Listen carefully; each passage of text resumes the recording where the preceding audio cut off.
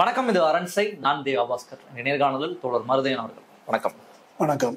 India மற்றும் Pakistan பால்காம் attack பிறகு நம்ம பேசிய ஒரு நேர்காணல்ல ஆஃப்டர் மாத் இந்த விஷயத்திற்கு பிறகு இரண்டு நாடுகளும் என்ன பண்ண போறாங்க, இந்தியாவினுடைய அப்ரோச் எப்படி இருக்கணும், இதை ஒரு போரை நோக்கி கொண்டு போனாங்கன்னா என்ன ஆகும், அந்த சேதாரம் எவ்வளவு மோசமா இருக்கும் அப்படின்றத நம்ம ஆல்ரெடி ஒரு நேர்காணல்ல பேசியிருந்தோம்.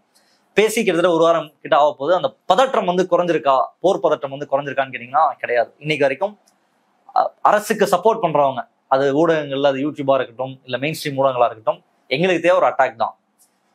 பாகிஸ்தானா அடிங்க, அடிச்சுட்டு நீங்க பேசுங்க அப்படின்னு டெய்லி இன்னைக்கு இங்க அட்டாக் நடக்க போகுது, இங்க குண்டு விழ போகுது, இது செதற போகுது, பாகிஸ்தான் அலறல், பாகிஸ்தான் செதறல்னு எல்லாரும் தமிழில் போட்டு வீடியோ போடலாம் ஒரு பக்கம் நடந்துட்டு இருக்கு. இன்னொரு பக்கம் அரசு தரப்புல முப்படை தளபதிக்கும் நாங்க முழு சுதந்திரத்தை கொடுக்கிறோம் இந்த பயங்கரவாதிகளை வேட்டையாடுகிறதுக்கு அப்படின்றத பிரதமர் சொல்லியிருக்காரு.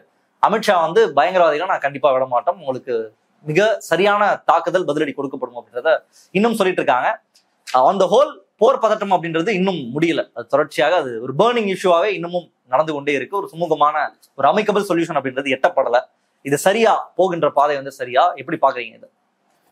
இன்னைக்கு நாளேடுகளுடைய தலைப்பு செய்தி ரெண்டு எடுத்து பார்த்தேன். தினமணியில அமெரிக்கா பயங்கரவாதத்துக்கு எதிராக தன்னை தற்காத்துக் கொள்வதற்கு இந்தியாவுக்கு அமெரிக்கா ஆதரவு அப்படின்னு தான் அது தலைப்பு செய்தி. ஹிந்துல செய்தி போட்டு என்ன போட்டிருக்கிறாங்கன்னா, அவர் ரூபியோ, அவருடைய டிஃபென்ஸ் செக்ரட்டரி இருக்கார் இல்லையா, செக்ரட்டரி ஆஃப் ஸ்டேட் ரூபியோ, அவர் என்ன சொல்லியிருக்காருனாக்கா, பாகிஸ்தானோட பேசி செட்டில் பண்ணுறதுக்கு பாருங்க, டென்ஷனை பில்டப் பண்ணாதீங்க அப்படின்னு போட்டுருது. அப்போது உண்மை எங்கே இருக்குதுன்னு நீங்கள் பார்க்கணும். இவங்க இப்போ இந்திய அரசு மோடி பீகாரில் போய் பூமியின் எந்த மூலைக்கு போனாலும் விடமாட்டோம், அடிப்போம் அப்படின்னு சொல்லியிருந்தாரு. அவங்க உடனே பூந்தாக்கா 36 மணி நேரத்தில் இந்தியா போர் தொடுக்க போகுது, நாங்கள் தயாராக தான் இருக்கிறோம் அப்படின்னு அவங்க இப்படி ரெண்டு பேரும் மாற்றி மாற்றி எவ்வளோ சவுண்டு விட்டாலும் மற்ற நாடுகள் அதை எவ்வளோ சீரியஸாக எடுத்துகிட்டு இருக்குது, அதை கொஞ்சம் ஃபேக்சுவலாக பார்க்கணும். அதாவது அப்பாவி பொதுமக்கள், சுற்றுலா பயணிகள், நிராயுத பாணிகள் கொல்லப்பட்டது, பயங்கரவாதிகளால் கொல்லப்பட்டது கண்டிக்கத்தக்கது, தண்டிக்கத்தக்கதுன்றதெல்லாம் ரைட்டு. ஆனால் இவங்க உருவாக்கிட்டு இருக்கிற இந்த பதற்றம், பாகிஸ்தான் மீது இந்தியா வைக்கிற குற்றச்சாட்டை உலக நாடுகள் எந்த அளவுக்கு ஏற்றுக்கொண்டிருக்கிறது அப்படின்னு பார்க்கணும். எந்த உலக நாடும் இதுக்கு பாகிஸ்தான் பொறுப்பு என்று இந்தியா சொன்னதை அங்கீகரித்து, ஆமாம் பாகிஸ்தான் என்னன்னு கேட்கணும், சொல்லணும் அப்படின்னு ஒரு வார்த்தை கூட பாகிஸ்தானை சொல்லலை. பயங்கரவாத தாக்குதல் கண்டிச்சிருக்காங்க, அவ்வளவுதான். அது பாகிஸ்தான் தான் கண்டிச்சிருக்குது, மற்றவங்க என்ன பாகிஸ்தானும் கண்டிச்சிருக்குது. இதுல பாகிஸ்தானுக்கு தொடர்பு இருக்கிறது எல்லை தாண்டிய பயங்கரவாதிகள் அப்படின்றது தான் இந்தியா மோடி அரசு சொல்ற நரேட்டிவ். அதை யூஎன் ரெசல்யூஷன் வந்திருக்குது, அதுவும் பாகிஸ்தான் பேரையும் சொல்லலை, லஷ்கர் இ தொய்பா பேரை கூட சொல்லலை. இவங்க உருவாக்கி இருக்கிற அந்த ரெசிஸ்டன்ஸ் போரம் இருக்குல்ல, ஒரு புது பேர் ஒன்று வந்துச்சு இல்லையா, அந்த பேர் கூட வரல. என்ன விஷயம் அப்படின்னா, பொதுவாக காஷ்மீர்ல இந்த மாதிரி நடவடிக்கைகளுக்கு வெவ்வேறு அமைப்புகளுக்கு, லஷ்கர் இ தொய்பாவோ, இஸ்புல் முஜாஹிதீனோ, ஜெய்ஷே முகமதோ போன்ற அமைப்புகளுக்கு பாகிஸ்தான் இராணுவ பயிற்சி கொடுத்துருக்குது அப்படின்றது உண்மையாக இருந்தாலும், இந்த குறிப்பிட்ட கேஸில் எங்களுக்கு இதுக்கு சம்மந்தம் இல்லைன்னு அவங்க சொல்கிறாங்க. சம்மந்தம் இருக்குன்னு சொல்கிறவங்க எவிடன்ஸ் தரணும். பாகிஸ்தான் என்ன சொல்லுகிறது என்று சொன்னால், யாருமே வேண்டாம், இந்தியாவே சொல்லட்டும், நியூட்ரலாக எந்த நாடு வேணால் விசாரிக்கட்டும், ஒரு இன்வெஸ்டிகேஷன் எப்படி ஒத்துப்பான், தப்பு பண்ண எப்படி ஒத்துப்பான்ற கேள்வி தப்பு யாரு ஒத்துக்க மாட்டாங்க. அதுதான் நீங்க இன்வெஸ்டிகேஷன் நடத்துங்க, நாங்க ரெடி அப்படின்றாங்க. அப்போ அதுக்கு ஒரு உரிய பதில இந்தியா சொல்லணும். ஒண்ணு என்கிட்ட ஆதாரம் இருக்குன்னா ஆதாரத்தை காட்டினாங்க, மேட்ரு முடிஞ்சிருச்சு. இப்போ நபர்களையும் பிடிக்கல, இது வரைக்கும் நபர்கள் சிக்கல, ஆதாரமும் காட்டல. இந்த சவுண்டு மட்டும் இப்படி போயிட்டு இருக்கு. போர் வரப்போகுது. இவரு மோடி பேசுனது பரவாயில்ல, ஓஐசி அதுக்கு மேல போயிட்டாரு. முதல்ல வீடு பூந்து அடிப்போம் அப்படின்னு சொன்னாங்க முன்ன. இப்போ அவர் என்ன, வீடு பூந்து அடிக்கிறது இல்லை, வீடு பூந்து உட்காந்துடணும் அப்படின்றாரு, இடத்த பிடிச்சிடணுமா. இது ஓஐசி. இந்த மாதிரி பேச்சுகளால் இன்னும் ஆகப்போகிறது எதுவும் கிடையாது. ஒன்று உண்மையிலே போர் பதற்றம்ன்றது இருக்கு, இன்னொன்று போர் வரப்போதா இல்லை வெறும் சவுண்டான்னு தெரியல. இந்த வருத்தப்படாத வாலிபர் சங்கம்னு ஒரு படம் வந்துச்சு இல்லையா, அதில் சூரியும் இந்த சிவகார்த்திகேயனும் சண்டை போடுவாங்க. இவங்க ரெண்டு பேரும் இது பண்ணுவாங்க. பார்க்குறவங்க ஏதோ பயங்கரமாக கொலை விட போகும்போது அப்படி ஒருத்தர் வருவார், அந்த பக்கம் போய் விளையாடுங்கப்பா அப்படின்னு. அந்த மாதிரி இந்த சவுண்டை யாரும் சட்டை செய்யவில்லை அப்படின்றது ஒரு உண்மை. அமெரிக்கா என்ன சொல்லியிருக்கு, ட்ரம்ப் சொல்லியிருக்கிறது ரொம்ப முக்கியமானது. இதை வந்து நம்முடைய முன்னாள் வெளியுறவுத்துறை அதிகாரி பத்ரகுமார், போரெல்லாம் வேலைக்கு ஆகாது. ட்ரம்ப் இவ்வளோ சீரியஸாக இவங்க பேசிட்டு இருக்கும்போது என்ன சொல்லியிருக்காருன்னா, இந்த டாரிஃப் ஒப்பந்தம் பற்றி பேசிட்டு இருக்கிறோம், அதில் உருப்படியாக எதனா ஒரு முடிவுக்கு வர்றதுக்கு பாருங்க மோடி அப்படின்னு சொல்லியிருக்காரு. அதுக்கு பொருள் என்னவென்றால், ஆக வேண்டிய வேலையை பாரு, ஆகாத காரியங்களை பேசாதே என்று பொருள். இதை நான் சொல்றது இல்லை, அந்த பத்ரகுமார்ன்ற முன்னால வெளியுறவுத்துறை அதிகாரி அவர் சொன்னது. போர் வந்து 2 விதம் தான் இருக்குது. ஒன்று, இப்போ உக்ரைன் மீது ரஷ்யா போர் தொடுத்துருக்குது. போர் தொடுக்கும்போது புட்டின் என்ன நினைச்சாருன்னா, ஒரு 10-20 நாள்ல முடிச்சிடலாம் இதை, ஏன்னா அவ்வளோ பெரிய இராணுவ வல்லரசு ரஷ்யா அப்படின்னு நினைச்சாரு. இன்னை வரைக்கும் வெளியே வர முடியல, வருஷக்கணக்கில் போயிட்டு இருக்குது. அது வந்து ஒரு ப்ரொட்ராக்டட் வார், நீண்ட போர். அப்படி போகணும் போருக்கு.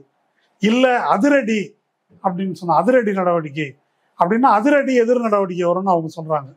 அது எங்க கொண்டு போய் விடும், எப்படி அந்த தாக்குதல் இருக்கும் என்பதை யாராலும் ஊகிக்க முடியாது.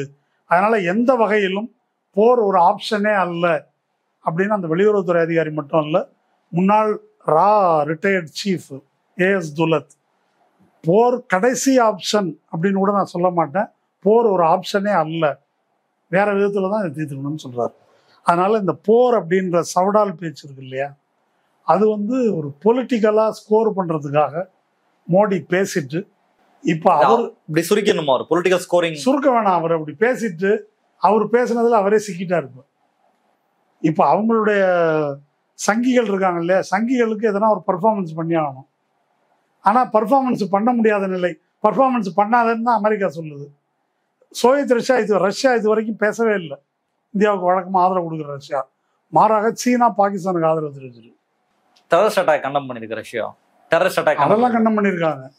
இந்த போர் நடவடிக்கை இருக்குல்ல, அதை என்கரேஜ் பண்ணல அப்படின்னு பண்ணல யாரும், அல்லது சைனா வந்து பண்ணிருக்கு. ஆமா, சைனா வந்து பாகிஸ்தானுடைய சோவர்னிட்டியை நாங்கள் பாதுகாப்போம் அப்படின்னு சொல்லியிருக்கு. ஏன்னா அவ்வளவு இன்வெஸ்ட்மெண்ட் வந்து பாகிஸ்தான்ல சைனா பண்ணியிருக்குது.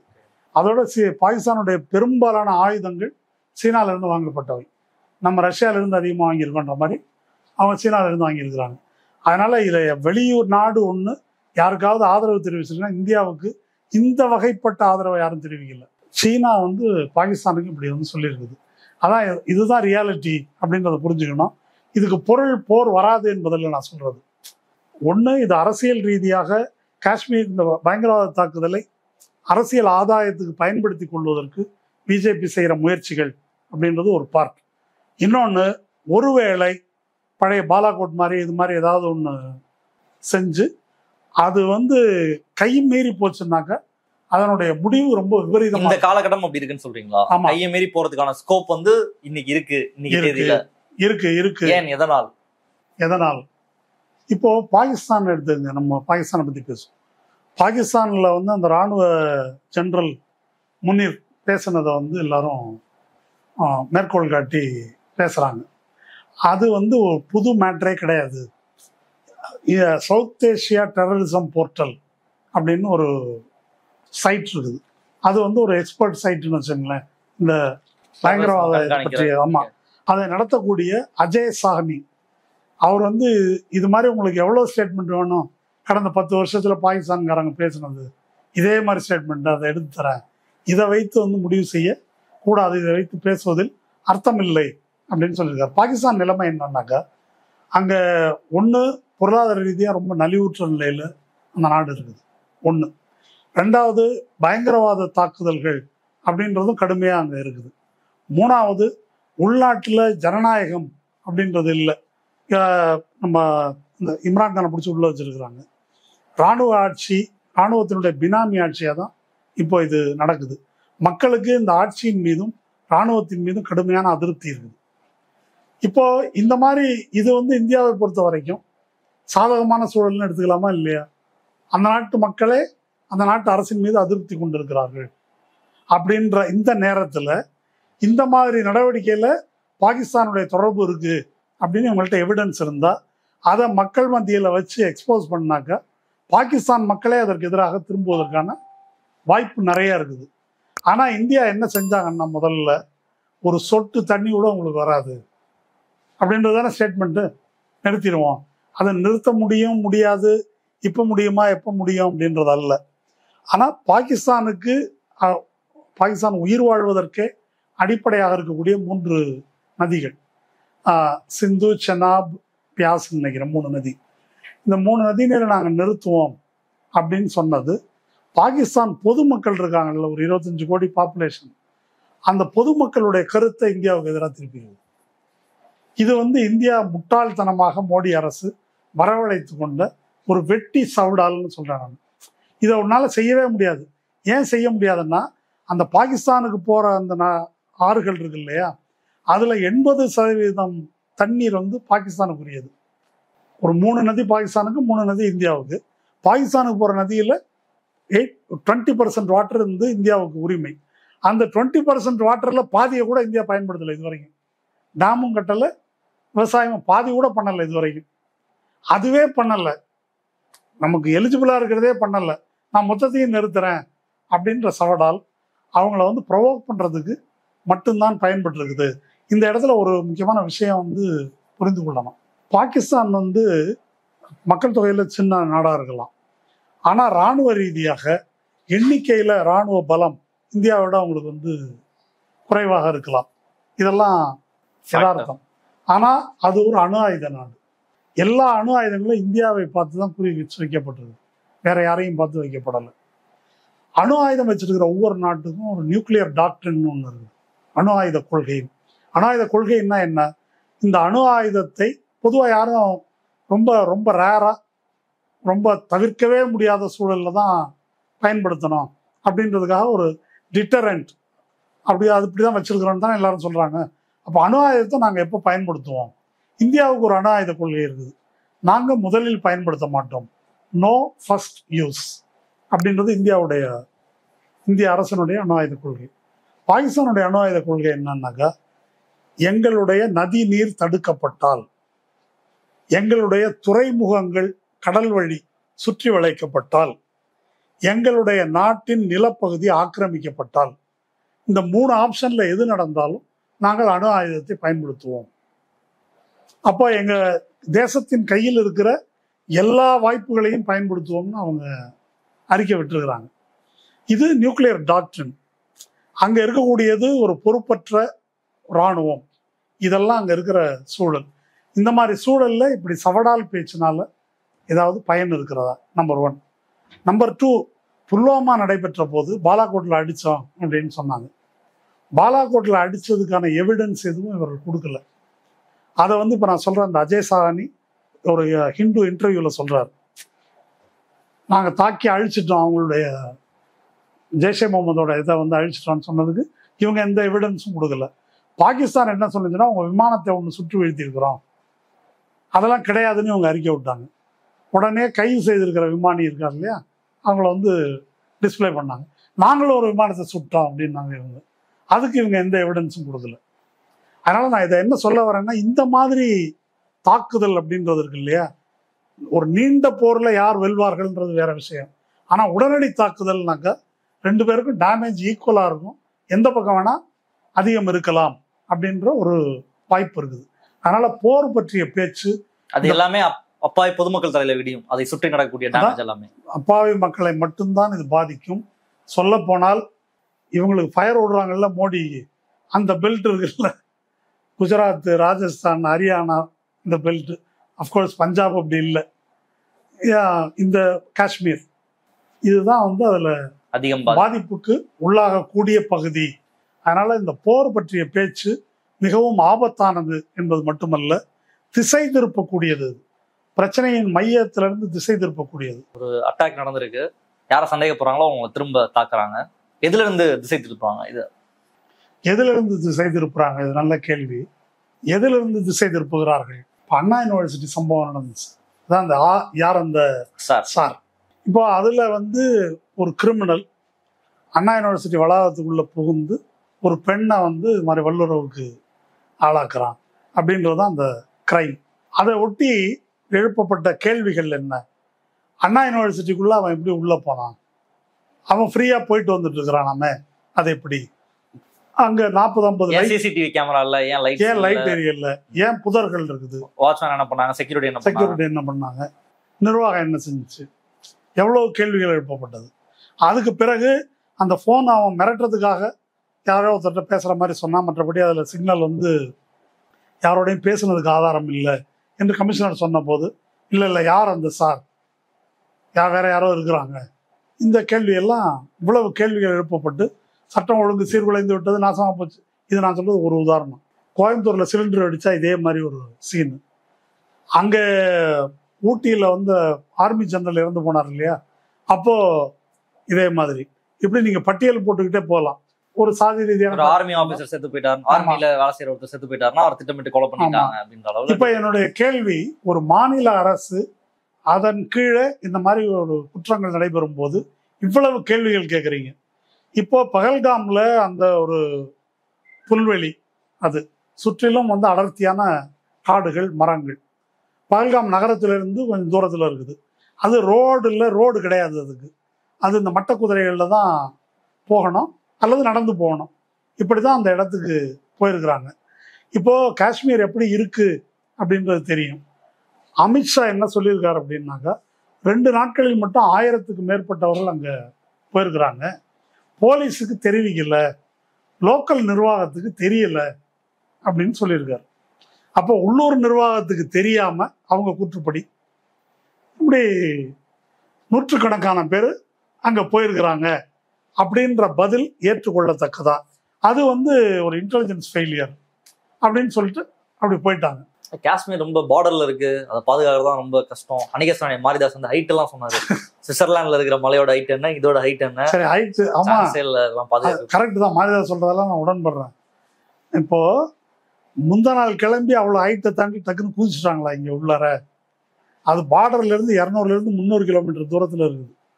இந்தியா பாகிஸ்தான் பார்டர்ல இருந்து 300 கிலோமீட்டர் தூரம். ஆமா. அப்போ ஒரு 2 நாள் 3 நாள் 4 நாள் 5 நாள் எல்லாம் ஒரு காலம் வந்திருக்க முடியாது அப்படின்றத நம்ம புரிஞ்சுக்கலாம். அப்போ அவங்க ஏற்கனவே அங்கே இருக்கிறாங்க. எப்படி இருந்தாங்க, எத்தனை நாளாக இருக்கிறாங்க அப்படின்ற ஒரு கேள்விகள் இருக்குது. 1. 2வது வந்து 5 கிலோமீட்டர் ரேடியஸுக்கு எந்த சிக்னலும் எங்களுக்கு கிடைக்கலன்றாங்க. அந்த சம்பந்தப்பட்ட சம்பவம் நடைபெற்ற நேரத்திற்கு முன்னும் பின்னும் எந்த சிக்னல் இருக்கு இல்லையா, அது எதுவுமே இல்லை அப்படின்னா அவங்க எப்படி வந்திருக்கிறாங்க? கம்யூனிகேஷன் சிக்னல்ஸ் எதுவுமே இல்லாமல் எப்படி வந்து சேர்ந்துருக்கிறாங்க அப்படின்னு கேள்வி இருக்குது. இந்த மாதிரி காஷ்மீரோட பாதுகாப்பு அப்படின்றத பொறுத்த வரைக்கும் அது ஒரு 3 அடுக்கு பாதுகாப்பு அப்படின்னு சொல்கிறாங்க. முதல் அடுக்குன்றது இராணுவம்.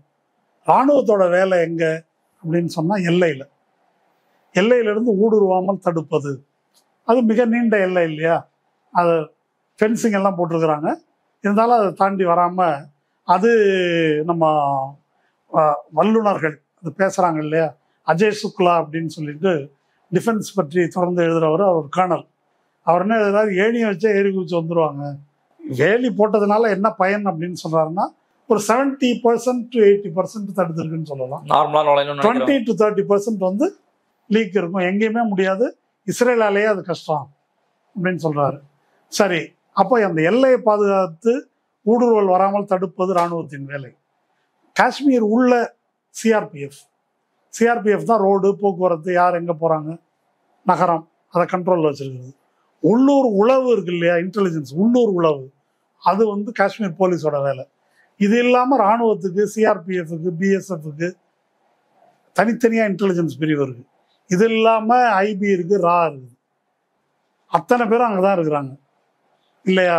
இவங்க என்ன சொல்கிறாங்கன்னா, இந்த ஆர்மி சிஆர்பிஎஃப் எல்லாம் சேர்த்து ஒரு 3 லட்சம் பேருன்றாங்க. வேற சில கணக்குகள் 5 லட்சம் பேருன்னு சொல்கிறாங்க. அவ்வளோ பேர் வந்து காஷ்மீரில் இருக்காங்க. இவ்வளவும் இருக்குது. இதை தாண்டி இந்த சம்பவம் வந்து நடைபெற்று இருக்கிறது. இதுக்கு எந்த விளக்கமாவது இதுவரை சொல்லப்பட்டிருக்கிறதா? இப்ப சொல்றது இருக்கட்டும், அதை ஸ்கிப் பண்ணி தாக்குதலுக்கு போயிட்டாங்களா பாகிஸ்தான்? ஆமா ஆமா, இப்ப இதுக்கு விளக்கம் சொல்லணும்ல. இப்ப நான் சொல்றேன், ஒரு retired army general Shankar Roy Chowdhury, அவர் வந்து அக்கௌண்டபிலிட்டியை ஃபிக்ஸ் பண்ணணும், போருகிற அந்த கலட்டுறதெல்லாம் அப்புறம் பார்த்துக்குவோம், நடந்தது எப்படி, அதுக்கு யார் பொறுப்பு, அதுக்கு பதில் சொல்லுன்றாரு. அடுத்தது ஐபி ஆஃபீஸர் ரிட்டையர்டு அவினாஷ் மொஹ்னானி, இது வந்து கிரிமினல் நெக்லிஜென்ஸ், இதுக்கு என்ன நடவடிக்கை எடுக்கணும் அப்படின்றத அவர் கேட்குறாரு இல்லையா? அதனால இது ஒவ்வொருத்தரும் சொல்லிட்டு வராங்க. இப்போ இந்த தோல்விக்கு என்ன விளக்கம்? ஒரு அண்ணா யூனிவர்சிட்டி மேட்ருக்கு இவ்வளோ கேள்வி கேட்டீங்களே, பிஜேபிக்காரங்க தானே முக்கியமாக கேட்டது. பிஜேபி, அண்ணா திமுக. செருப்பே போட மாட்டேன்னு சொன்னார் அண்ணாமலை. ஆமாம், செருப்பு போட மாட்டேன், சாட்டையால் அடிச்சுக்கிறேன். இதை எதால் அடிச்சுக்குவாருன்னு தெரியல. துப்பாக்கி எடுத்து வேணால் சுட்டுக்கலாம். ஏன்னா இது இவ்வளோ பேர் செத்துருக்குறாங்கல்ல. அப்போது இதன் பொருள் என்ன? இதை எப்படி டைவெர்ட் பண்ணி எங்கே டைவெர்ட் பண்ணுறாங்க அப்படின்னு சொன்னாங்க, சாதாரண முஸ்லீம்களுக்கு எதிராக முஸ்லீம் கடையில் வாங்காத அப்படின்னு பிரச்சாரம் பண்ணுறது, வேற இடங்களில் படிக்கக்கூடிய காஷ்மீரி மாணவர்களை வந்து தாக்குறது, அல்லது பாகிஸ்தான்லேருந்து வந்தவங்களாம் உடனே வெளியே போங்கன்றது, குழந்தைகளை வெளியேற்றுறது, ஆஸ்பத்திரியிலேருந்து துரத்துறது, இது எல்லாமே எங்கே இதை டைவெர்ட் பண்ணுறாங்கன்னாக்க, ஒன்று போர் அப்படின்ற திசையிலையும் போக முடியல. இவங்களை இன்னைக்கு வரைக்கும் தேடிட்டு இருக்காங்க. நீங்கள் சொல்லுங்கள், அந்த சம்பவம் நடந்து 20-30 நிமிஷத்தில் செய்தி வந்துருச்சுன்றாங்க. அப்படிதானே? ஓகே, 20-30 நிமிஷத்துல செய்தி வந்துருச்சுன்னு வச்சுக்குவோம். அதுக்கப்புறமும் தேடி இது வரைக்கும் பிடிக்க முடியல. அவங்க 4 பேர் இல்லாத 5 பேர், இவங்க கணக்குப்படி அவ்வளோதான். அவங்கள இத்தனை பேரால், இத்தனை கருவிகளால், என்னென்ன கருவி பாலஸ்தீனில் இஸ்ரேல் என்னெல்லாம் பயன்படுத்தோ அத்தனையும் இவங்க வாங்கி வச்சிருக்கிறாங்க. இஸ்ரேல்லேருந்து என்ன சொல்றது, ட்ரோன்னா கண்ணடிக்கிற ட்ரோன் மட்டும் இல்லை, அட்டாக் பண்றாங்க, டார்கெட் பண்ணி செல்ஃப் டிஸ்ட்ரக்டிங் ட்ரோன்ஸ் அடிச்சுட்டு அதை அங்கேயே வெடிச்சு சிதறிடும். அந்த மாதிரி ட்ரோனு, விதவிதமான ஆயுதங்கள், அந்த பார்டரில் ஃபென்ஸும் வந்து இஸ்ரேல் டெக்னாலஜி இவ்வளவும் வச்சிருக்கிறாங்க. இத்தனையும் வச்சுக்கிட்டு கண்டுபிடிக்க முடியல அப்படின்னா அதனுடைய பொருள் என்ன என்ற கேள்வி இருக்குது. அப்போ சகஜ நிலை திரும்பி விட்டது அப்படின்னு நீங்க சொன்னது, டூரிஸ்ட் இன்னைக்கு அதிகமாயிடுச்சு, 2 கோடி பேர் வந்துட்டாங்க, 2.5 கோடி பேர் வந்துட்டாங்க, பாருங்க சகஜ நிலை திரும்பி விட்டது அப்படின்னு இவர்கள் சொன்ன கருத்து, இவர்கள் செய்த பிரச்சாரம்.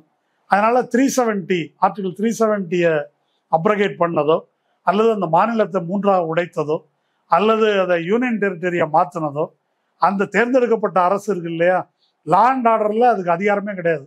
உமர் அப்துல்லாக்கு அர்னாப் கோசாமி உட்காந்துக்கிட்டு முதல்வர் என்ன செய்கிறாருன்னு கேட்குறாரு. முதல்வருக்கு அங்கே லா அண்ட் ஆர்டர் இன்சார்ஜே கிடையாது, அப்புறம் எதுக்கு அவன் முதல்வராக இருக்கிறான்னு கேட்குறான். அது வந்து லெப்டினன்ட் கவர்னருடைய இன்சார்ஜில் இருக்குது. ஹோம் மினிஸ்ட்ரி தான் அதுக்கு பொறுப்பு இல்லையா? இது எதை பற்றி எதுவும் தெரியாமல், இந்த ஃபெயிலியருக்கு எந்த விளக்கமும் சொல்லாமல் இவங்க வந்து கம்ப்ளீட்டாக இதை வந்து வேற பக்கம் பாகிஸ்தானுக்கு எதிராக மட்டுமல்ல, உள்நாட்டு இஸ்லாமியர்களுக்கு எதிராக, இன்னும் சொல்ல போனால் உள்நாட்டு அந்த அந்த பகுதி காஷ்மீர் மக்களுக்கு எதிராக. இல்ல மிலிட்டன்ஸை சப்போர்ட் பண்றாங்கன்னு வீடுகள்லாம் இடிக்கப்பட்டிருக்காங்க, மிலிட்டன்ஸை சப்போர்ட் பண்றாங்க, மிலிட்டன்ஸ் வீட்டுல இருக்காங்க அப்படின்ற அடிப்படையில நிறைய பேருடைய வீடுகள் இடிக்கப்பட்டது. அது உமர் அப்துல்லாவும் கண்டிச்சிருந்தாரு, மெஹபூபா முஃப்தியும் கண்டிச்சிருந்தாங்க. ஆமா, இடிக்கிறது இல்லை, குண்டு போட்டுருக்காங்க, புல்டோசர் வச்செல்லாம் இடிக்கல. பக்கத்துல பல வீடுகள் அதனால சேதமடைஞ்சிருக்கு. இது என்ன அப்படின்னா, சந்தேகப்படுபவர்கள் சில பேர் போயிட்டாங்க வீட்டை விட்டு. அவங்க சொல்லியிருக்கிறாங்களே, அவன் நான் எங்க பேச்சு கேட்காம எங்கள் மனதையும் குடும்பத்தையும் இடித்து விட்டு அவன் போயிட்டான், அவன் போய் பல ஆண்டுகள் ஆச்சு, இப்ப நீங்க வந்து வீட்டை இடிக்கிறீங்களான்னு கேட்டுருக்காங்க. வீடு அவர்களுக்கு உரியதா அல்ல, யார் இடிக்கிறாங்களோ அவங்களுக்கு உரியதெல்லாம் அல்ல. அப்போ அந்த மாதிரி நடவடிக்கை இடிச்சு அதுக்கு கடுமையான கண்டனங்கள் வந்திருக்கு. இப்போ நான் சொல்ற ராஜ் சீஃப் துலத்தெல்லாம் கடுமையாக கண்டிச்சிருக்காரு. இது வந்து எதிராக போகும், காஷ்மீர் மக்களுடைய ஆதரவு இல்லாமல் ஒருபோதும் நீங்க வந்து பயங்கரவாத நடவடிக்கையை நிறுத்த முடியாது, முட்டாள்தனமான வேலை செய்றீங்க அப்படின்னு வந்து கண்டிச்சிருக்காரு. பல பேர் பேசியிருக்காங்க. அதனால இந்த நடவடிக்கைகள் எல்லாமே ஒன்று தேர்தல் நோக்கத்தோடு பீகார் எலெக்ஷனை மையமாக வச்சு ஒரு ஆன்டி முஸ்லீம் சென்டிமெண்ட்டை உருவாக்குவது. காஷ்மீர் அந்த மக்கள் இத்தனைக்கும் அந்த அந்த குதிரையில கூட்டு போனவர் அவர் உயிரை கொடுத்துருக்கிறாரு இல்லையா? அவங்களுக்கு வந்து காஷ்மீர் வக்ஃப் போர்டு தான் அவங்க குடும்பத்துக்கு வேலை கொடுத்துருக்கு. இது வரைக்கும் மோடி கவர்மெண்ட் அவரை ஆதரித்து அதை அங்கீகரித்து கௌரவிக்கவோ அந்த மாதிரி எந்த காரியமும் செய்யலை. அந்த மக்கள் கண்ணீரோடு உதவி செஞ்சுருக்கிறாங்க. கேரளாவிலேருந்து போன ஒரு இது மாதிரி பாதிக்கப்பட்டவங்க, அவங்க வந்து காஷ்மீரில் எனக்கு 2 சகோதரர்கள் கிடைத்திருக்கிறார்கள், அவர்களை அல்லாஹ் காப்பாற்றட்டும் அப்படின்னு ஒரு ட்வீட் போட்டதுக்காக அவங்கள வந்து ரவுண்டு கட்டி அடிக்கிறாங்க. இன்னைக்கு வந்து அந்த நேவி ஆஃபீஸர் புதுமண தம்பதியாக போன ஒரு நார்வால்னு அவருடைய மனைவி, அவரை கொண்டுடுறாங்க. அவருடைய மனைவி தயவு செய்து இதை முஸ்லீம்களுக்கும் காஷ்மீரிகளுக்கும் எதிராக திருப்பாதீர்கள், இன்னைக்கு ஹிந்துவில் வந்துருக்கு பாருங்க. அப்படி எல்லாரும் அந்த பாய்காட் பண்ணக்கூடிய முஸ்லீம்களை பாய்காட் பண்ணு அப்படின்றத வந்து வட மாநிலங்கள்லேயே அதை நிராகரிச்சிருக்கிறாங்க. அப்போ இது பூரா வந்து இவர்களுடைய ஆன்டி முஸ்லிம் பாலிடிக்ஸுக்கான ஒரு கருவியாக பயன்படுத்துகிறார்கள். இன்னைக்கு மட்டும் இல்லை, புல்வாமா தாக்குதலில் என்ன ரிசல்ட் சொல்லுங்க. சத்யபால் மாலிக் சொன்னார் இல்லையா, அதை பற்றி விசாரிச்சதா முடிவு சொல்லியிருக்காங்களா? ஏன் அவ்வளோ ட்ரக்கை வந்து 2500 பேரை ரோடு வழியாக கூப்பிட்டு வந்தாங்க? கூப்பிட்டு வந்து ஏன் அவர்களை பலி கொடுத்தார்கள்? ஏன் அவர்களுக்கு விமானம் வழங்கப்படவில்லை? அதில் நடைபெற்ற இன்டெலிஜென்ஸ் ஃபெயிலியர் என்ன? இதுவரைக்கும் ஒரு வார்த்தை கூட வரல. எத்தனை வருஷம் ஆச்சு? 2019 நடந்தது. அதனால இது பூரா வந்து ஒரு கேடான நோக்கத்துக்கு பயன்படுத்தப்படுகிறது அப்படின்றது தான் நம்ம புரிந்து கொள்ளணும். இதை ஒரு ஜிங்கோயிஸ்டிக்கா இருக்காங்க அப்படின்றத நீங்க சொல்லும்போது புரியுது. ஸ்டேட் அப்படி இருக்காங்க, ஸ்டேட்டை ஆதரிக்கக்கூடிய நபர்கள் அப்படி இருக்காங்கன்னு புரிஞ்சுக்கலாமா? ஆமா, ஸ்டேட் ஆதரிக்கக்கூடிய நபர்கள் அப்படி இருக்கிறாங்க. இன்னொன்று இதுல சில பொலிட்டிக்கல் ஆதாயமும் அவங்களுக்கு இருக்கு, அரசியல் ஆதாயமும் ஆதாயமும் இருக்கு. இதை 2 கோணத்துல நம்ம பார்ப்போம். இப்போ ஆர்டிகிள் 370 ரத்து செய்தது, மாநிலத்தை உடைச்சது, இது எதுலையுமே எனக்கு உடன்பாடு இல்லை. அதை நான் கண்டிக்கிறேன், எதிர்க்கிறேன். அது வந்து அந்த மக்களுடைய உரிமை மீதான கொடிய தாக்குதல்னு கருதுறேன். என் கருத்தை விட்டுருங்க. மோடி அரசோட கருத்துக்கு வருவோம். ஆர்டிகிள் 370 அது பண்ண பிறகு சுற்றுலா வந்து அதிகரிச்சிருக்குது. இன்வெஸ்ட்மெண்ட் தமிழ்நாட்டில் இருக்கவங்க போய் அங்கே நிலம் வாங்கலாம். யுனைடெட் அரப் எமிரேட்ஸ்ல இருந்து MR வந்து இன்வெஸ்ட் பண்றாங்க, லூலு வந்து இன்வெஸ்ட் பண்றாங்க, துபாய் கம்பெனிகள் வந்து இன்வெஸ்ட் பண்றாங்க. இது மாதிரி வந்து வரிசை இன்வெஸ்ட்மெண்ட்ஸ் வந்திருக்கு. பூமி பூஜை எல்லாம் போட்டிருக்கிறாங்க. பெரிய மால் ஸ்ரீநகரில் கட்ட போறாங்க. வேலை வாய்ப்பு பெருகி இருக்கிறது. டூரிஸ்ட்கள் எக்கச்சக்கமாக கோடிக்கணக்கில் வராங்க. நார்மல்சி திரும்பி விட்டது. இது வந்து மோடி அரசனுடைய பிரச்சாரம். இந்த தாக்குதலுக்கு 3 வாரம் முன்னால பயங்கரவாதம் அப்படின்ற பேச்சே கிடையாதுங்க, சுத்தமா கிளீன் பண்ணிட்டோம்னு அமித்ஷா அறிக்கை விட்டுருக்காரு. எப்போ? 3 வாரம் முன்னதாக இல்லையா? சரி, இப்போ இந்த மாதிரி சொல்லியிருக்கிறாங்களே, இந்த மாதிரி சொன்னது உண்மையான்ற கேள்வி இருக்கு. நான் என்னுடைய கருத்தை விட்டுருங்க, நான் வந்து அதை எதிர்க்கக்கூடிய நபர். அவங்க கூற்றின்படி இந்திய மக்களை தம்பதிகள் பல பேர் போய் தான் செத்துருக்குறாங்க. யாரை நம்பி போனாங்க? அவங்க மோடியை நம்பி போனாங்க. மோடி வந்து ஒரு பிரச்சனையும் இல்லை பாங்க காஷ்மீருக்கு அப்படின்னு சொன்னதை நம்பி தானே காஷ்மீருக்கு போனாங்க இல்லையா? அப்போ இந்த நம்பிக்கையை ஏற்படுத்தினார்களே, இது உண்மையா அப்படின்ற கேள்வி இருக்கு. இப்போ நான் சொல்லக்கூடிய அந்த defence columnist colonel Ajay Shukla அல்லது இந்த அஜய் சாரணி அல்லது AS துலத் அல்லது இராணுவ ஜெனரல்கள், இப்போ யாரும் நான் இதெல்லாம் ஏன் கருத்து சொல்லலை, இது வரைக்கும் இந்த சம்பவத்தை பற்றி சொல்லியிருக்கிறவங்க நார்மல்சி திரும்பி விட்டதாக சொல்லுவது பச்சை பொய். நார்மல்சி திரும்பவில்லை அப்படின்னு சொல்றாங்க. காஷ்மீர் எப்படி இருந்ததோ அப்படியே தான் இருக்கு. அப்படிதான் இருக்குது. சொல்ல போனால் அதை விட வேறு மாதிரி இருக்குது. பயங்கரவாதம் என்பது பழைய வடிவத்தில் இல்லை, புதிய வடிவத்தில் இருக்கிறது. இதை பத்தி அல் ஜசீரால, குவிண்ட்ல இதை பத்தி விரிவான ஆர்டிகல்ஸ் வந்துருக்கு. முன்ன வந்து இந்த காஷ்மீர்ல இராணுவ ஒடுக்குமுறைக்கு எதிராக கோவப்படக்கூடிய இளைஞர்கள் வந்து சோசியல் மீடியாலே தன்னுடைய படத்தை போட்டு நான் வந்து இந்த மாதிரி இந்திய இராணுவத்துக்கு எதிராக போராடுறதுக்கு நான் போறேன் அப்படின்னு டிக்ளேர் பண்ணிட்டு போவாங்க. இவங்க உடனே எடுத்து வச்சுக்குவாங்க. அது வந்து ஒரு ரொமான்டிக்கான ஒரு ஐடியாவா இருந்தது. டெலிபரேட்டா டிக்ளேர் பண்ணிட்டு போறது. ஆமா, சாக தயார் நான் அப்படின்னு சொல்லி அப்படி ஒரு காலம் இருந்தது. இப்போ அப்படி கிடையாது. இப்போ அது வந்து ரகசியமா இருக்குது. இப்போ ராடிகல்ஸ் எல்லாம் பார்ட் டைம் ராடிகல்ஸ், அன்றாட வாழ்க்கையில் இருக்கிறாங்க. இன்னொரு பக்கம் மறைமுகமாக இதற்கு உதவுறாங்க. இப்போ நான் சொல்லக்கூடிய அந்த அஜய் சுக்லான்ற காலம்னிஸ்ட் கரண் தபாருக்கு ஒரு நீண்ட பேட்டி கொடுத்துருக்காரு. உள்ளூர் மக்களுடைய ஆதரவு இல்லாமல், சப்போர்ட் இல்லாமல் இது நடக்காது. நம்ம இன்னொரு காட்சி என்ன பார்க்குறோம்னா, உள்ளூர் மக்கள் அந்த போனி ஆப்ரேட்டர் இருக்காருல்ல, குதிரைக்காரர், அவர் போய் தன்னுடைய உயிரை கொடுத்துருக்காரு. மக்கள் வந்து கூட நின்று கண்ணீரோட வழி அனுப்பி வச்சிருக்கிறாங்க. இந்த சுற்றுலா பயணிகள் மீதான தாக்குதலை மக்கள் ஒருபோதும் ஆதரிக்கலைன்றது ஒரு பக்கம் இருக்குது.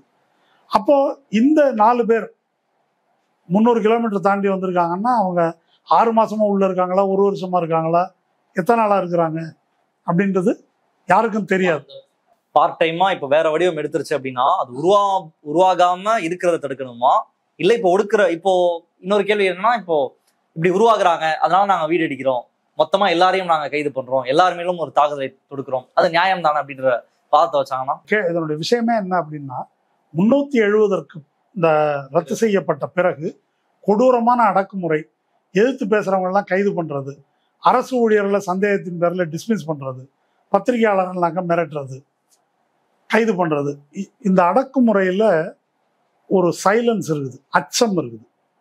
அந்த அச்சத்துக்கு பொருள் இதை ஏற்றுக்கொண்டு விட்டார்கள் என்பதா அப்படின்றதான் கேள்வி. இப்போ நம்ம தமிழ்நாடு இருக்குதுங்க, தமிழ்நாட்டை திடீர்னு நாளா உடைச்சு ஐயா ஆல்ரெடி கேட்டுட்டு இருக்காரு, வட தமிழ்நாடு தனியா பிரிக்கணும், அதை பிரிக்கணும், அது மாதிரி பிரிச்சுட்டு இதை யூனியன் டெரிட்டரி ஆக்கி ஆட்சியை கலைச்சிட்டு இந்த மாதிரி பண்ணிட்டாக்கா இராணுவத்தை கொண்டாந்து இறக்கி போலீஸை கொண்டாந்து இறக்கி பேசினா உள்ள தூக்கி வச்சிருவோம் அப்படின்னா மெஜாரிட்டி மக்கள் வந்து பேச மாட்டாங்க, அடங்கி இருப்பாங்கன்னு வச்சுக்குவோம். ஆனால் ஒரு 1% 2% பேருக்காவது கோவம் இருக்குமா இருக்காதா? தமிழ்நாட்டில் ஒரு 10% 15% கோவம் இருக்கும்.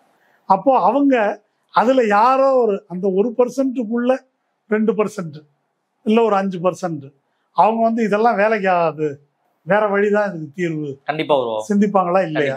ஸ்ரீலங்கால என்ன நடந்தது அதானே பார்த்தோம், ஈழம் தானே. அப்போ இது எல்லா நாட்டிலையும் நடக்கும், எல்லா நாட்டிலையும் நடக்கும்.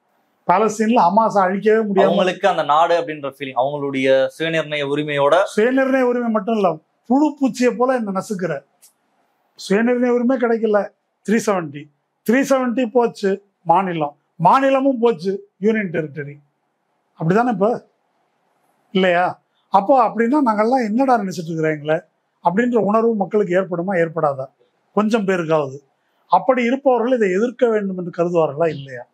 இப்ப கேள்வியை நம்ம எப்படி பார்க்கணும் அப்படின்னு சொன்னாக்கா, அப்போ மோடி அரசு என்ன இது பண்ணிருதுன்னாக்கா, இப்படி நசுக்குவதன் மூலம், அடிமைப்படுத்துவதன் மூலம் அவங்க வந்து ஒரு பாயிண்ட்டுக்கு மேல இதை வந்து ஒத்துக்கிட்டு அடிமைத்தனத்தை ஏற்றுக்கொள்வார்கள் அப்படின்றது மோடியோடைய ஒரு கணக்கு. இன்னொரு கணக்கு என்னன்னா, இந்த மாதிரி டூரிசம் அது இதுன்னு டெவலப் பண்ணி மாலை கட்டி வேலை வாய்ப்பை உருவாக்கி அப்படி அவங்கள ஊழல் படுத்திடலாம். சொகுசு வாழ்க்கை வந்துருச்சுன்னா சுதந்திரத்தை பற்றி சிந்திக்க மாட்டார்கள். வழக்கமா ஒரு இது ஒன்று உண்டு, சுதந்திரமா சோறா அப்படின்னா மக்கள் சோறை தேர்ந்தெடுப்பார்கள் அப்படின்னு. இது வந்து இன்னொரு ஆங்கிள். அப்போ அடக்கிட்டு இந்த மாதிரி ஒரு பொருளாதார இதை வந்து கொண்டாந்து இன்வெஸ்ட்மெண்ட்லாம் கொண்டாந்து இறக்கிட்டோம்னாக்கா இது சுதந்திரம் இதெல்லாம் மறந்துட்டு உணர்வு போயிடும் அப்படின்ற கணக்கில் தான் வந்து இவங்க ஆப்ரேட் பண்ணுது. ஆனால் இந்த அதிருப்தியும் கோபமும் அடியில் வந்து கனன்று கொண்டு இருக்கு. சோறு திங்கணுன்றது உண்மைதான், ஜெயிலுக்கு போக விருப்பம் இல்லைன்றது உண்மைதான், கொல்லப்படக்கூடாது என்பது உண்மைதான், இதெல்லாம் மக்கள் வந்து கருதுறாங்க தான். இருந்தாலும் நாம் நசுக்கப்பட்டிருக்கிறோம், இழிவுபடுத்தப்பட்டிருக்கிறோம் என்ற கோபம் வந்து மக்களுக்குள்ள கனன்று கொண்டிருக்குது. அப்போ அதை அகற்றாமல், அவர்களுக்கு ஜனநாயக உரிமையை வழங்காமல் நீ வேற விதத்தில் அங்கே நிலைநாட்ட முயற்சிக்கிறேன்னா அதனுடைய தோல்வியை தான் நம்ம வந்து இப்போ உலகம் முழுதும் இந்த தோல்வியை எல்லாரும் பார்த்துட்டு இருக்கிறாங்க. அந்த தோல்வியை தான் வந்து நம்ம இப்போ பார்க்குறோம். இப்போ ரிசல்ட் என்ன அப்படின்னா, இப்போ இந்த 26 பேரை தீவிரவாதிகள் கொன்று விட்டார்கள் நம்ம சொல்லலாமா, மோடி நம்ப வச்சு காவு கொடுத்துட்டாருன்னு சொல்லலாமா? எப்படி சொல்லலாம் இதை சொல்லுங்க?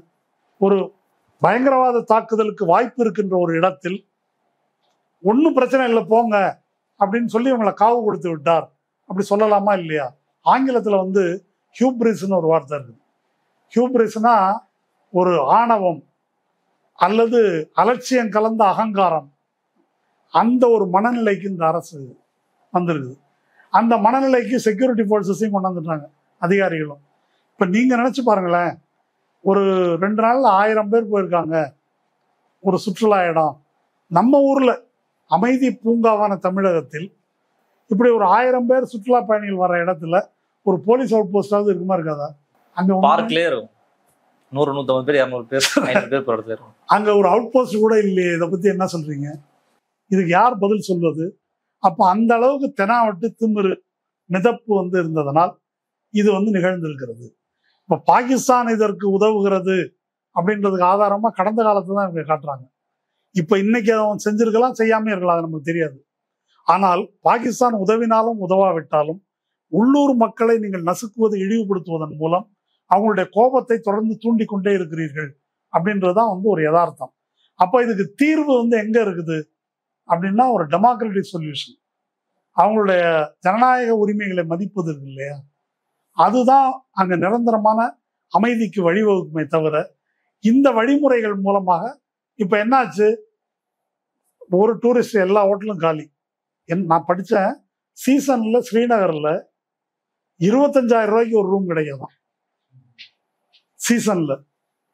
அப்படி இருந்த ஊரில் இப்போ எல்லாமே காலியாக இருக்குது. யாராவது போவாங்களாங்க? இப்போ யாராவது போவாங்களா? அச்சம் தான் இருக்கும் இனிமே அச்சம் தான் இருக்கும். ஆமா. அப்போ இது இது வந்து காஷ்மீர் மக்களுடைய பொருளாதாரம், அவங்களுடைய வாழ்க்கையை வந்து காலி பண்ணிடுச்சு. அவங்களுக்கு ஜீவாதாரம் வந்து எது? இந்த டூரிசம்ன்றது இந்த எக்கானமி ஜிஎஸ்டிபியில் 15%ன்றாங்க.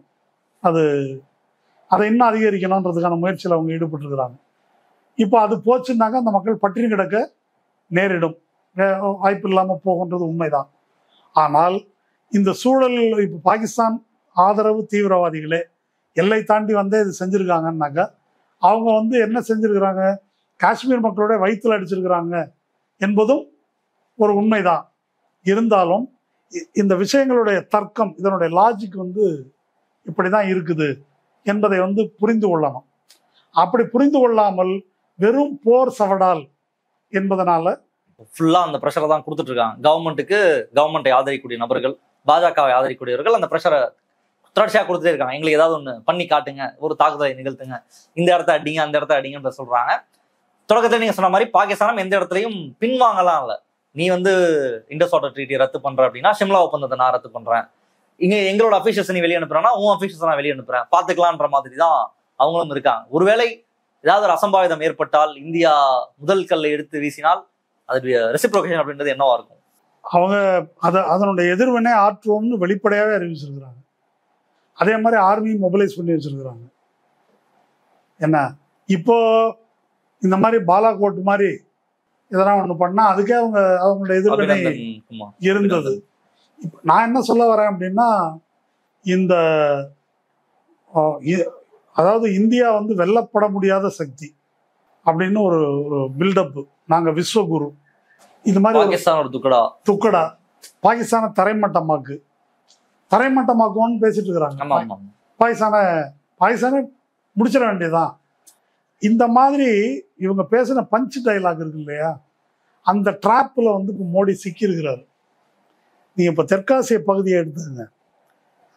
நம்ம வந்து இங்க தமிழ்நாட்டில் என்ன பேசிட்டு இருக்கோம்? மாநில உரிமையை பறிப்பது, கவர்னர் ஆட்சி அப்படிங்கிறது. கேரளா எதிர்கட்சி ஆளும் மாநிலங்களுடைய கதி இது. ஆர்எஸ்எஸ் பார்வையில் அகண்ட பாரத கண்ணோட்டத்தில் இலங்கை ஒரு நாடு கிடையாது, மாலத்தீவு ஒரு நாடு கிடையாது, பங்களாதேஷ் ஒரு நாடு கிடையாது, பாகிஸ்தான் ஒரு நாடு.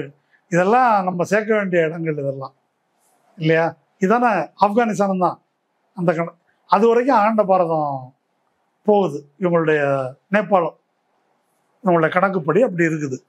இந்த தெற்காசியாவில் இந்தியாவுடைய நண்பர்கள் யாருன்னு சொல்லுங்க. இலங்கையா? இலங்கையோட அதானி இது மாதிரி அடாவடியா போட்டிருக்கிறான்னு சொல்லி அந்த ஒப்பந்தத்தை ரத்து பண்ணி அனுப்பி விட்டாங்க. பங்களாதேஷ் ஷேக் ஹசீனாவுக்கு முட்டு கொடுத்தீங்க, இப்போ ஷேக் ஹசீனாவை அனுப்பி வையின்னு கேட்டிருக்கிறாங்க. நீ போட்ட அனல் மின் நிலையம், மின்சாரம், அதானி ஒப்பந்தம் அது காலி. மாலத்தீவில் என்ன பண்ணீங்கன்றது தெரியும். நேபாள் அந்த பக்கம் சீனாவோட நெருக்கமாக இருக்குது அப்படின்றது இவங்களே சொல்லி புலம்பிட்டு இருக்கிறாங்க. பாகிஸ்தானை பற்றி சொல்ல வேண்டியதில்லை. இப்போ மிச்சம் இருக்கிறது ஆப்கானிஸ்தான். அதனால இப்போ இந்தியாவினுடைய ஆப்கானிஸ்தான் வந்து இப்போ பாகிஸ்தானுக்கு எதிரி. அவங்க வந்து அகதிகளை வந்து வெளியேற்றுறாங்க. முன்ன வந்து அகதிகளை ஆப்கானிஸ்தானை நோக்கி விரட்டி விடுறாங்க. அதோட உள்நாட்டில் வந்து தெஹ்ரீக்கே தாலிபான் அப்படின்னு ஒரு பயங்கரவாத அமைப்பு, அதை எதிர்த்து பாகிஸ்தான் ராணுவமே சண்டை போட்டுருக்குது. இது உள்நாட்டில் நடக்கிற பிரச்சனை. இப்போ இந்தியாவுக்கு இருக்கிற தெற்காசியாவில் இருக்கிற ஒரே ஒரு ஃப்ரெண்டு தாலிபான். நூலிபானுக்கு ஃப்ரெண்டு தாலிபான், நூலிபான் அரசுக்கு ஃப்ரெண்டு தாலிபான் அப்படின்றது தான் இப்போ நிலவரம். அதனால இந்த ஆதிக்க மனோபாவம் இருக்குல்ல, இங்கே நம்ம பேசுகிறோம் இல்லையா, நீங்கள் காஷ்மீர்னா எங்கேயோ தனியாக இல்லை, தமிழ்நாட்டுக்கு 10% அப்படின்னா காஷ்மீருக்கு 100% இந்த அடக்குமுறைன்றது. அப்போ இந்த அணுகுமுறையைத்தான் இந்துத்துவ பாசிஸ்ட் அரசியல் உள்நாட்டு மக்களுக்கு எதிராக வைக்குது, காஷ்மீர் மக்களுக்கு எதிராக வைக்குது. இந்த தெற்காசியத்தில் இருக்கக்கூடிய மற்ற நாடுகள் இருக்கு இல்லையா, அவங்களுக்கு எதிராகவும் இந்த அணுகுமுறையைத்தான் வைக்கிறது. இந்த அணுகுமுறை இந்தியாவை நாசமாக்கும். ஒரு போர் இது மாதிரி வந்து சிக்குனாக்க முடிஞ்சு போச்சு. தப்பி தவறி ஒரு அணு ஆயுதம் பயன்படுத்தப்பட்டால், இப்பெல்லாம் அணு ஆயுதம்லாம் பயன்படுத்த வேண்டியதில்லை, டர்ட்டி பாம்னு இருக்குது. அந்த டர்ட்டி பாம்ன்றது வந்து என்ன, நேரடியாக அணு கதிர்வீச்சு உடனே வராது, நிதானமாக பொறுமையாக வரக்கூடியது. அந்த மாதிரி இதெல்லாம் பயன்படுத்த ஆரம்பித்தாக்க கதை முடிஞ்சது. இப்போது காஷ்மீர் மக்களை பொறுத்த வரைக்கும் அவங்களுக்கு பாகிஸ்தான் மேலெல்லாம் பெரிய அபிமானமும் ஒன்றும் கிடையாது. ஏற்கனவே வெறுப்புக்கு வந்துட்டாங்க. அவங்களுக்கு எங்கள் ஊரில் எங்கள் வாழ்க்கையை வாழ விடுங்கன்றது தான் அவங்களுடைய பிரச்சனை. பாகிஸ்தானும் இந்தியாவும் நம்மளை பகடக்காயாக்கி விளையாடுது. அதே போல் இஸ்லாமிய நாடுகள் தங்களுக்கு துணை வரும் அப்படின்ற நம்பிக்கையும் கிடையாது. இப்போ பாருங்களேன், காஷ்மீரில் 370 ரத்து பண்ணி இவ்வளோ அடக்குமுறை செலுத்திட்டு இருக்கும்போது Saudi Arabia, United Arab Emirates, அவங்க பாலஸ்தீனில் இப்படி பச்சை படுகொலை நடக்குது, அதுக்கே ஒன்றும் அவங்க அசையலை. அதனால் இஸ்லாமிய சகோதரத்துவமும் கிடையாது, ஒரு வெங்காயமும் கிடையாது. எங்கே பணம் போட்டால் என்ன நடக்கும் அப்படின்றது தான், அந்த நிலைமையில தான் அந்த மக்கள் இருக்கிறாங்க. அப்போ நாம் எதை யோசிக்க வேண்டும் என்றால், நியாயமான முறையில் இந்த போருக்கு எதிராக வந்து குரல் கொடுக்கணும். காங்கிரஸ் கட்சி பயந்துகிட்டு இருக்குது.